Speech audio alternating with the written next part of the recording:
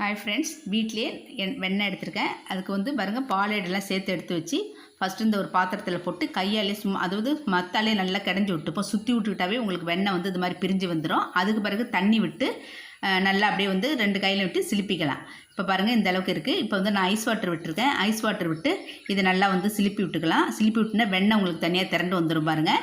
இந்த வெண்ணெயெல்லாம் எடுத்து ஒரு பாத்திரத்தில் எடுத்து சேர்த்துட்டு இதை வந்து ஒரு 5-6 தடவை தண்ணி விட்டு கழுவிக்கிறேன். நல்ல தண்ணி விட்டு, இந்த தண்ணி நல்ல கலர் சுத்தமான தண்ணி வர வரைக்கும் நம்ம கழுவிக்கணும். இது வந்து எடுத்து இப்போ வந்து ஒரு வாணலில் வச்சு இப்போ காய்ச்சிக்கலாம். ஃபஸ்ட்டு வந்து இந்த மாதிரி வரும். உங்களுக்கு கொஞ்சம் நாளைக்கு கழிச்சு ஒரு 5 நிமிஷத்தில் அப்படி எண்ணெய் இது தனியாக பிரிஞ்சு வந்துடும் பாருங்கள். இந்த மாதிரி வந்துடும்.